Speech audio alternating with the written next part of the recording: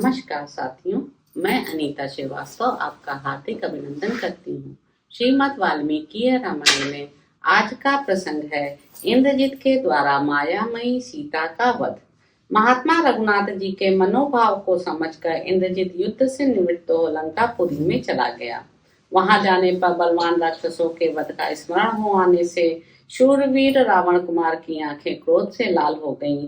वह पुनः युद्ध के लिए निकला। कुलत्स कुल में उत्पन्न महापराक्रमी इंद्रजित देवताओं के लिए कंटक रूप था। वह राक्षसों की बहुत बड़ी सेना साथ लेकर नगर के पश्चिम द्वार से पुनः बाहर आया। दोनों भाई वीर श्री राम और लक्ष्मण को युद्ध के लिए उद्यत देख इंद्रजित ने उस समय माया प्रकट की। उसने मायामयी सीता का निर्माण करके उसे अपने रथ पर बिठा लिया और विशाल सेना के घेरे में रखकर उसका वध करने का विचार किया। उसकी बुद्धि बहुत ही खोटी थी। उसने सबको मोह में डालने का विचार करके माया से बनी हुई सीता को मारने का निश्चय किया। इसी अभिप्राय से वह वानरों के सामने गया। उसे युद्ध के लिए निकलते देख सभी वानर क्रोध से भर गए और हाथ में शिला उठाए युद्ध की इच्छा से उसके ऊपर टूट पड़े। कपिकुंजर हनुमान जी उन सबके आगे आगे चले। उन्होंने पर्वत का एक बहुत बड़ा शिखर ले रखा था, जिसे उठाना दूसरों के लिए नितांत कठिन था। उन्होंने इंद्रजित के रथ पर सीता को देखा। उनकी खुशी मारी गई थी। वे एक बेड़ी धारण किए बहुत दुखी दिखाई देती थी और उपवास करने के कारण उनका मुख दुबला पतला हो गया था। उनके शरीर पर एक ही मलिन वस्त्र था। श्री रघुनाथ जी की प्रिया सीता के अंगों में उपटन आदि नहीं लगे थे। उनके सारे शरीर में धूल और मैल भरी थी, तो भी वे श्रेष्ठ और सुंदर दिखाई देती थी। हनुमान जी कुछ देर तक उनकी ओर देखते रहे। अंत में यह निश्चय किया कि ये मिथिलेश कुमारी ही हैं। उन्होंने जनक कुशोरी को थोड़े दिन पहले ही देखा था, इसलिए वे शीघ्र ही उन्हें पहचान सके थे। राक्षस राज के पुत्र इंद्रजित के पास रथ पर बैठी हुई तपस्विनी सीता शोक से पीड़ित, दीन एवं आनंद शून्य हो रही थी। सीता को वहां देखकर महाकपि हनुमान जी यह सोचने लगे कि आखिर इस राक्षस का अभिप्राय क्या है। फिर वे मुख्य मुख्य वानरों को साथ लेकर रावण पुत्र की ओर दौड़े। वानरों की उस सेना को अपनी ओर आती देख रावण कुमार के क्रोध की सीमा न रही। उसने तलवार को म्यान से बाहर निकाला और सीता के सिर के केश पकड़कर उन्हें घसीटा। माया द्वारा रथ पर बैठाई हुई वह स्त्री हा राम कहकर चिल्ला रही थी और वह राक्षस उन सबके देखते देखते उस स्त्री को पीट रहा था। सीता का केश पकड़ा गया देख हनुमान जी को बड़ा दुख हुआ। वे पवन कुमार हनुमान अपने नेत्रों से दुख जनित आंसू बहाने लगे। श्री रामचंद्र जी की सर्वांग सुंदरी प्यारी पटरानी सीता को उस अवस्था में देख हनुमान जी कुपित हो उठे और उस राक्षस राजकुमार इंद्रजित से कठोर वाणी में बोले, दुरात्मन, तो अपने विनाश के लिए ही तुला हुआ है, तभी सीता के केशों का स्पर्श कर रहा है। तेरा जन्म ब्रह्मर्षियों के कुल में हुआ है, तथापि तूने राक्षस जाति के स्वभाव का ही आश्रय लिया है। अरे, तेरी बुद्धि ऐसी बिगड़ी हुई है, धिक्कार है तुझ जैसे पापाचारी को। निशंस, अनार्य, दुराचारी तथा पापपूर्ण पराक्रम करने वाले नीच, तेरी यह करतूत नीच पुरुषों के ही योग्य है। निर्दयी, तेरे हृदय में तनिक भी दया नहीं है।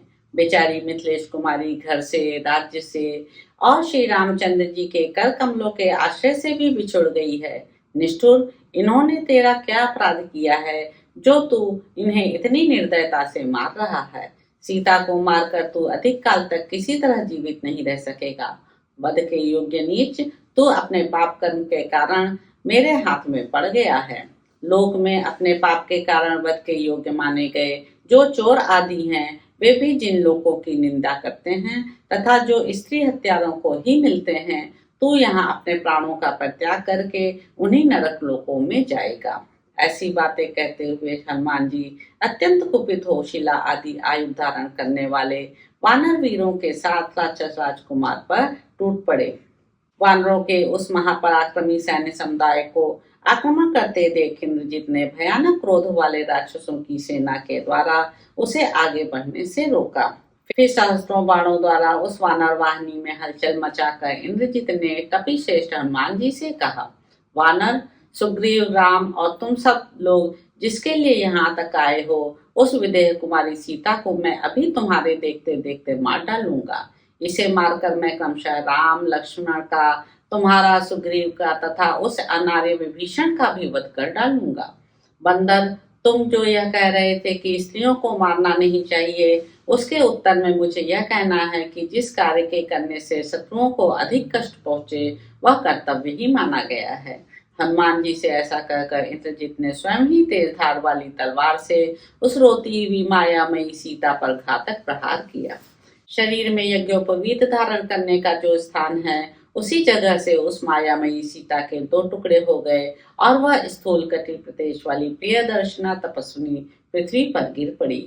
उस स्त्री का वध करके इंद्रजित ने हनुमान से कहा, देख लो, मैंने राम की इस प्यारी पत्नी को तलवार से काट डाला। यह रही कटी हुई विदेह राजकुमारी सीता। अब तुम लोगों का युद्ध के लिए परिश्रम व्यर्थ है। इस प्रकार स्वयं इंद्रजित विशाल खड्ग से उस मायामयी स्त्री का वध करके रथ पर बैठा बैठा बड़े हर्ष के साथ जोर जोर से सिंहनाद करने लगा। पास ही खड़े हुए वानरों ने उसकी उस गर्जना को सुना। वह उस दुर्गम पर्वत पर बैठकर मुंह बाए विकट सिंहनाद करता था।